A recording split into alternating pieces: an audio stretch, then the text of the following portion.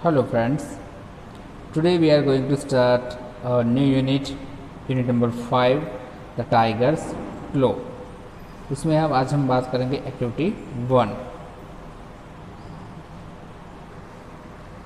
Imagine the following situations, write down what you would do, share your points with your teacher and classmate. तो friends यहाँ पर कुछ imaginations की जो situations दी गई है उसमें आपको जो जस्ट इमेजिन करना है कि आप अगर उस सिचुएशन में हो तो आपको क्या कर सकते हो. फर्स्ट यहाँ पर सिचुएशन है कि you are sitting in the garden on a bench watching the children playing, you look up and this is what you say. अगर आप कोई गार्डन में बैठे हो या तो गार्डन में कोई बेंच पे बैठे हो एंड आप देख रहे हो कि जो चिल्ड्रंस है वो गार्डन में खेल रहे हैं and you look up and this is what you see. And अगर कोई स्नेक दिख जाए तो उस टाइम आप क्या करोगे.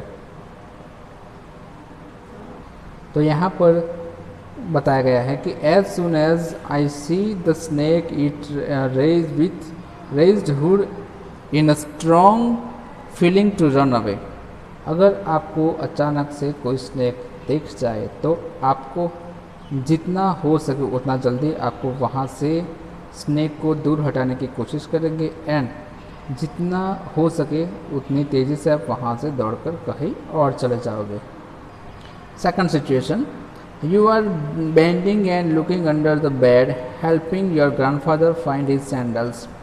This is what jumps over your hand.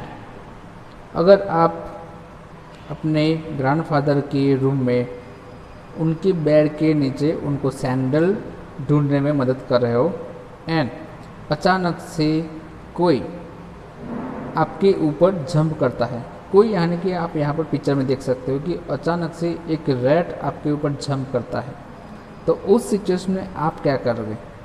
तो उस सिचुएशन में I get started at as a rat jumps over my hand, soon I follow it, I try to find out where it has gone, I take up a stick and knock with it here and there if it case it comes out I want to drive it away out of the office. तो जहाँ अगर अचानक से कोई rat मेरे ऊपर jump करता है तो मैं उसको जितना पॉसिबल हो सके उसको नीचा गिराने की कोशिश करूँगा एंड एक स्टिक की वजह से उसको मैं रूम से बाहर निकालने को ट्राई करूँगा. Third situation, you are washing your hand suddenly a large number of cockroaches came out of the drain. Drain का मतलब है गटर. अगर आप आपकी वॉश बेसिन में आप अपने जो हैंड्स वो वॉश कर रहे हो एंड सडनली यानी अचानक से अ लार्ज नंबर ऑफ कई सारे नंबर्स में जो कॉकरोचेस वो ड्रेन से बाहर आते हैं, तो उस टाइम वो जो सिचुएशन क्रिएट होती है उस पर आप क्या करोगे. तो in this case I don't get scared, I know that cockroaches are harmless, so I bring out a bucket and lead down a little cloth. तो उस टाइम यहाँ पर वो चाइल्ड कहता है कि इन दिस केस यानी कि in this situation I don't get scared. Scared यानी कि डरना नहीं है, वो ज़रा सा भी नहीं डरेगा और चिल्लाएगा भी नहीं. स्कैर्ड का मतलब चिल्लाना, वो ज़रा सा भी नहीं चिल्लाएगा.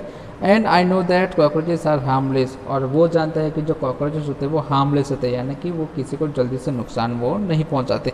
एंड वो एक बकेट लेके आएगा एंड उस बकेट में एक लार्ज जो क्लोथ है वो रखेगा और उसमें कॉकरोचेस को कवर करके वो बाहर फेंक देगा. फोर्थ नंबर पर है, you are alone at home, you hear the door crack and say him. आप घर पर अकेले हो एंड अचानक से आपके डोर में से कोई आपको देख रहा है, तो उस टाइम आप क्या करोगे. तो in this case 1 or 2 escapes, I would tease them, pick up them. I would be very alert. I will not be scared. I will check thoroughly that the entrance to my house is bolted. Then soon I will ring up my neighbors secretly so that they come out and catch him.